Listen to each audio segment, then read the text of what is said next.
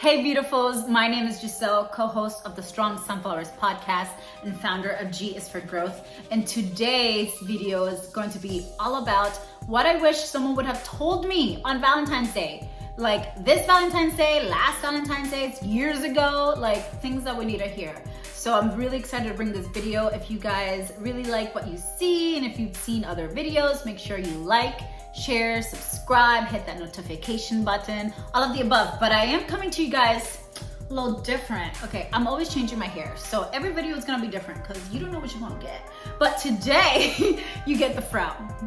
You guys, meet the fro. She is freaking fabulous. I love her. I'm actually doing a video on my big shop journey and just that self-love journey because that was a lot. I cut my hair like 2 years ago. Did the big shop and I have never seen my hair like this before because growing up I've always been relaxing, so I'm excited for that video. But let's get back into this one. Before we start, I wanted to just share a quick little recap from the intro to this new book that I'm reading. It's Jay Shetty's 8 Rules of Love, How to Find It, Keep It, and Let It Go. You already know I'm making a video about this, but oh my gosh, so good. If you haven't gotten it already, go buy it. I got it from Amazon, hardcover, because I'm one of those nerds. But please, go get it, because I just started, page 2, and I'm like, life-changing, changed my life.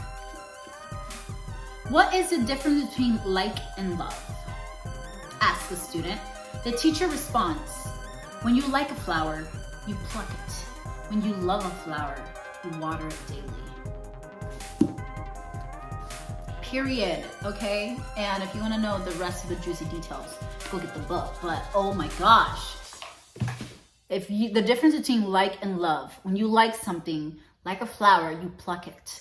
But when you love something, you water it, you nourish it, you give it what it needs, and yeah. Okay, so let's jump right into it.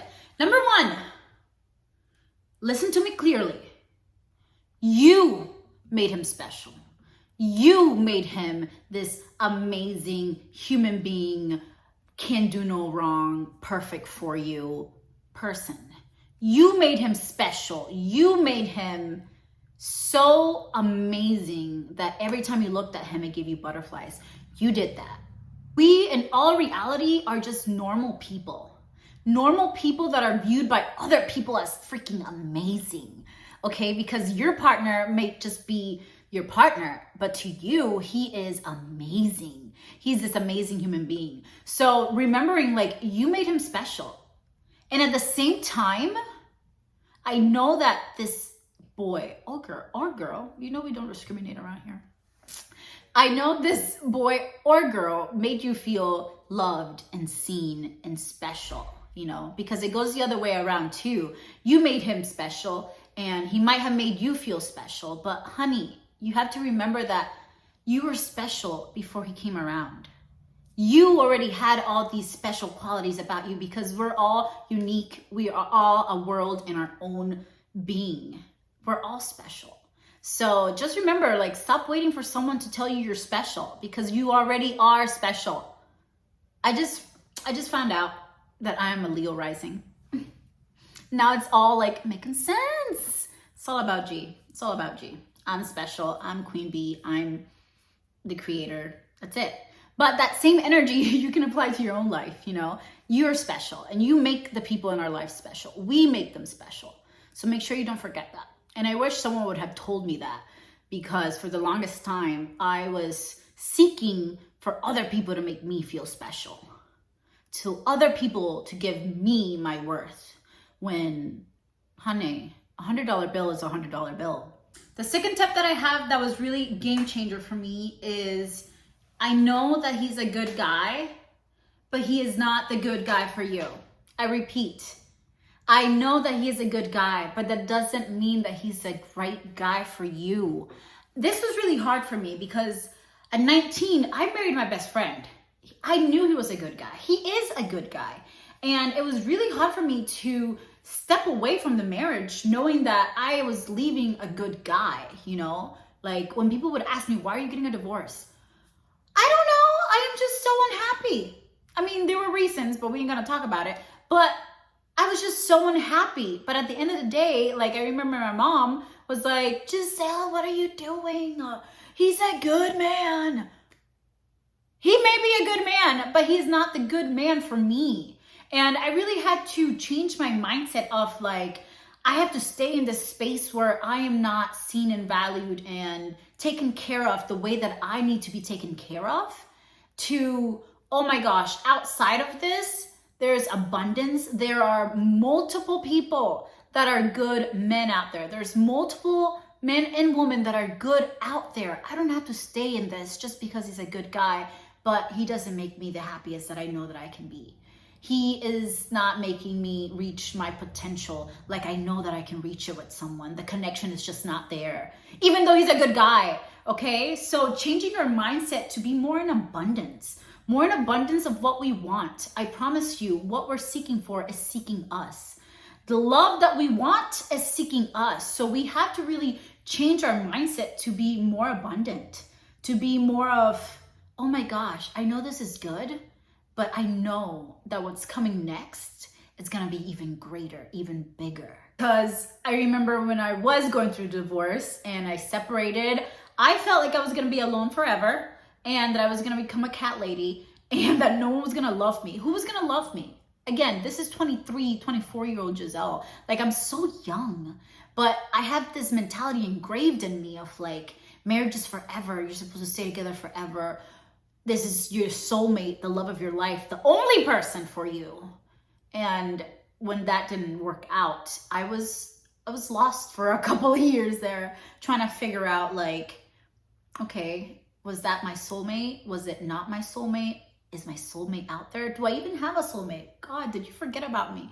You know, so changing my mindset of like, living in abundance, what is meant for me is meant for me. The love that I am seeking is seeking me, and that I have multiple soulmates out there that are gonna be compatible with me, that are gonna love me the way that I need to be loved. So the big thing that this has taught me is stop settling. Stop settling for less than what you think you deserve, what you know you deserve. Stop settling. And when I say you deserve the love that you seek, I also mean it like you deserve the love that you seek for yourself. This year, I recently started taking myself on solo dates. Oh my gosh, this has been a game changer. I love dating me. Oh my gosh. Again, I just found out that I'm Leo rising, so everything's kind of like aligning, like, oh my gosh, that's why I'm like that. That's why it's not that I'm self-centered, is that it's the G show, for real. It's the G show. And I need to stop fighting with who I am inside and just combine the two. I know that I need to love myself before I can love other people. And that doesn't make me self-centered because I am such a giving person. It just means that if I don't do that work within me, I'm just not gonna show up the best that I can for others. So these solo dates have really been a lot of fun, and just dating myself and being able to be more open to all of it. You know, one of the things that I just came to me is we are always striving to be our highest self, the highest potential that we can be, right? But I believe that our higher self is a combination of all of ourselves, you know? So I need to understand Giselle in all her aspects, all the way that she thinks, the way that she wants to be loved. What do I need? I need someone that gives me space to shine, that gives me space to be myself, that gets me space to be me, because my light is bright and I need space for that. So not feeling bad about that. I remember growing up, my mom would always tell me, you're so selfish, you're so self-centered, you're so this. But there's so many things that I was lacking from like parents, from the outside world, that I was trying to figure out in myself. So it might have seemed selfish to other people because I just continuously, even till this day, and even to the day I die, I'm always evolving and will always continuously be working on myself. And if that makes me selfish in your eyes, that's fine. That is totally fine with me.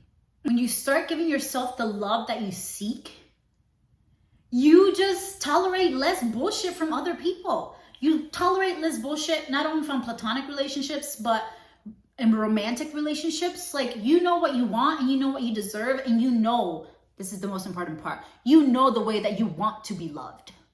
So if they can't love you in that way, it's not gonna work. It's not gonna work. So self-love is so important. Knowing self, doing the work, healing the work, because healing is hard. We always talk about like, oh my gosh, I feel so much better. No, but there were many lonely nights that I felt alone, that I felt like no one loved me, that I felt like I didn't love myself, that I felt like God wasn't there for me, that I felt like I was worthless, that I was worth nothing, that my life is just not going according to what I wanted it to be, and that maybe it'll never will. Like, why am I even here? All of that takes time and healing to process. And it's hard. It's hard. It's hard work being able to look at yourself in the mirror and say, you fucked up. It was you. Stop playing the victim. It was you. So, honey, if you haven't done the work, you better start now, because even though the work is always ongoing, like, just start now, babe. Just start now, because it's gonna save you so much heartbreak. I promise. Like, BFFR. Be fucking for real. Like, when I tell you, like, you have to be brutally honest with yourself, because usually when someone else is brutally honest with us, we take it personal. It's hard for us to see what another person in the outside sees. So we have to put ourselves in that position where we can see and be like, okay, Giselle, these are your flaws. I see them. I don't ignore them. I know that this is something that I need to work on. So when other people throw it at me, I can catch it. You know, I'm not running away from it. I know this. And one of the things that really highlighted that for me was after my divorce and my marriage, I was in a situationship kind of thing. And, you know, you're not in a relationship, you're not together, but you're together type of thing. And when I went to therapy and talked about it, it really told me, my therapist, love her, bless her heart, but she was like, Giselle, people are a mirror of you, okay? And I took that in, and while I was doing the work in myself, I was like, damn, I had just gotten out of this marriage that, first of all, took me forever to like intertwine and just release certain things and certain beliefs and understand why I got into that marriage in the first place. And I mentally was not prepared to be in a committed relationship, because I needed to be committed to myself. I hadn't been committed to myself in years. So I needed to be committed to myself. So what did I seek? I seeked someone that was not emotionally available, that did not want to commit a relationship. And then in some sort of way, kind of felt like a victim, because I'm like, oh my gosh, you don't want to commit a relationship? Girl, neither do you. Neither do you. But now in a better space, headspace, I can say that to myself. I can say, girl, neither were you. Like, what movie fairy tale are you playing in your head here? Like, you were not ready to be committed, so you found someone that was not ready to be committed either, you know? So it's super important to be honest with ourselves, brutally honest, because I promise you, you can't really hurt your own feelings, because you know who you are. And while I was talking to my therapist, so I have this alter ego, and her name is Big G.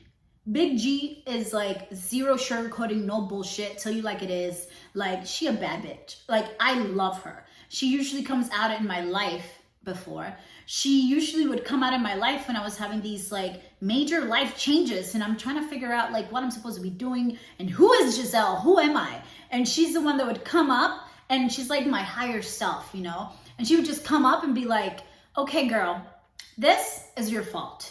Okay, your fault. What do you want to do? Do you want to change it, or do you want to continue? Example, when I was in my marriage, I was so depressed, I gained 30 pounds. I lost the 30 pounds like years later, but it really took time for me to look in the mirror and say, with Big G's help, like, okay, you gained 30 pounds. You've been through some shit. What are you going to do to change it? Do you want to change it? And if you do, what actions are you doing to change it? And if you're not doing any actions to change it, then honey, you don't really want to change it. So let's get to it. Let's get to the bottom. Why don't you want to change it? What other shit do you need to clean up before you get to the point that you can change it? And I did, you know, but if I wouldn't have talked to myself like that, blunt, honest, I don't think I would have made it to where I needed to be quicker, faster. It would have taken a much, much longer time. So be honest with yourself, ladies and gents. Like, honesty is key, not only for other people, but for you. Like, what do you want? And have no shame in that. There's no shame in what you want when you know that you want it. And also understanding that these are just things that happen in the path. These are not the destination. My situationship was not the destination. That was part of the path.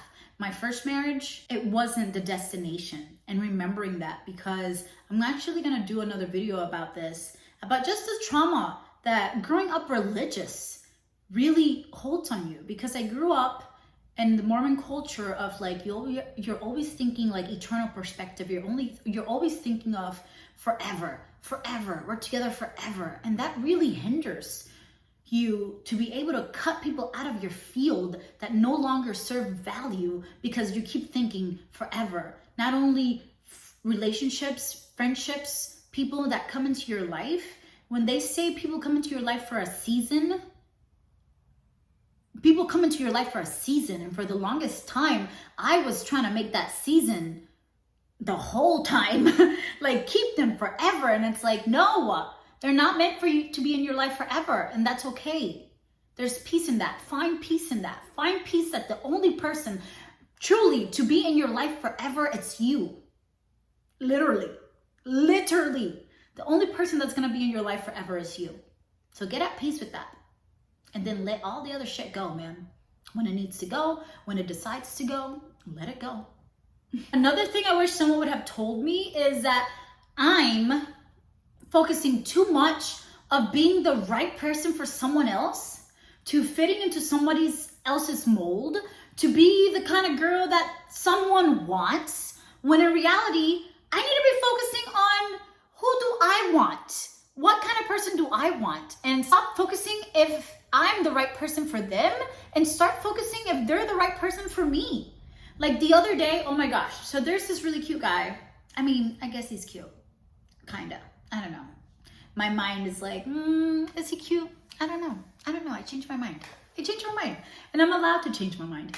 But anywho, I have him in my private like stories on Instagram. And I had posted something about like, I don't even know. I think it might have been a Lil Wayne song. It might have been a Nicki Minaj song, Cardi B. I don't know. It was very raunchy, very like, I don't know. I was in the mood. And I posted this. And when I posted it, I was like, oh my gosh, what if he sees this video? Like, there's cursing, like, it's just not like put into this perfect little bubble of the perfect little person. And I was like, girl, if he doesn't love that part of you, then he doesn't love that part of you. And that's okay. Let him go. Like, he's supposed to fit into your life. Okay? Not the other way around. If he fits into your life, then you probably fit into his. I don't know. That's how you make a relationship. But if both parties are not fitting into each other's life, then you're not supposed to be together. Period. So I found myself seeking so much of like, okay, like how can I be this person of what they want to see, but not focusing on what do I want to see? Do you even fit in my life? Are you the kind of guy I'm seeking? Facts. And I was also back to the point of your higher self being that combination of all of yourselves. Like when you truly love yourself, you have to love all of those parts of you. Okay. Yes, I am a child of God, but I also like,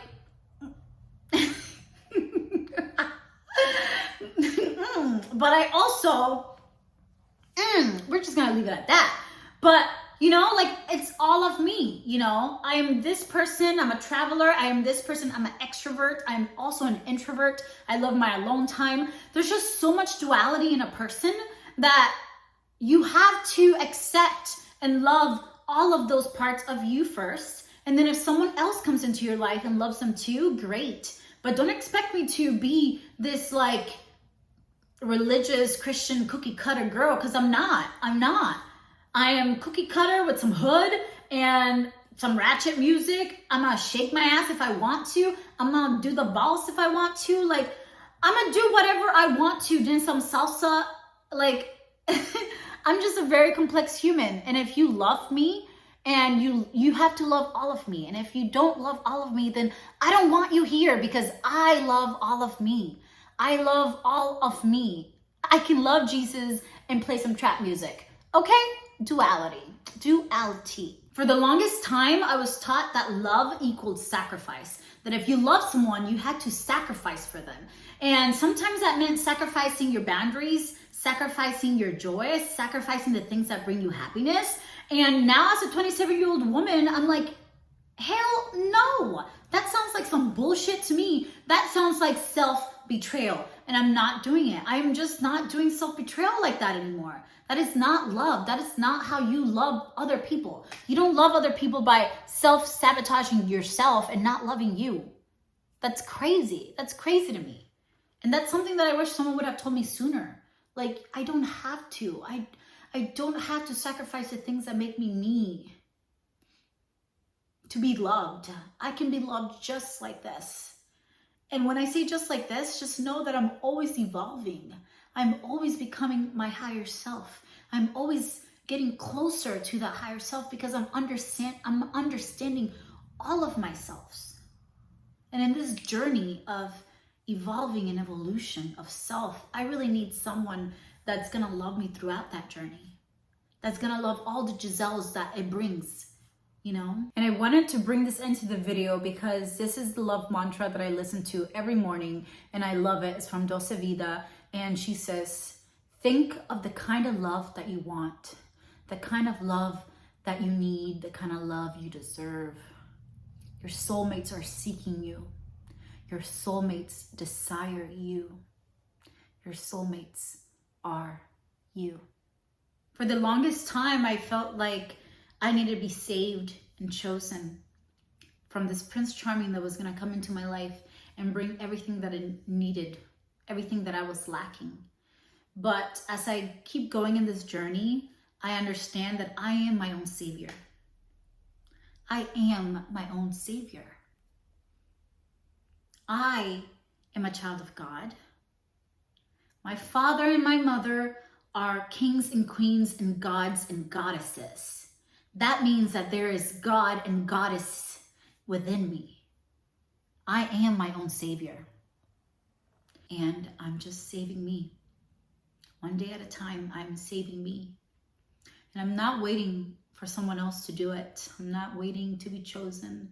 I am already chosen from the highest above. I am a child of God. I am already chosen. So I hope this video helps you just see things in a new perspective. I hope this video helps you love yourself more. I hope this video allows you, gives you the privilege, gives you the courage to live your life more authentically. Focus on you. Focus on what you want. Focus on the love that you're seeking and give that to yourself.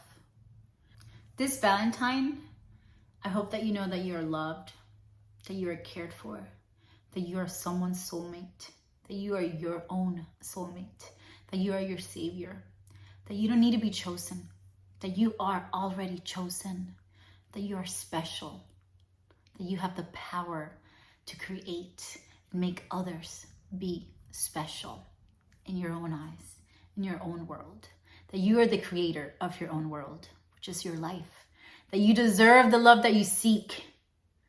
And I'll see you guys on the next video. Ciao.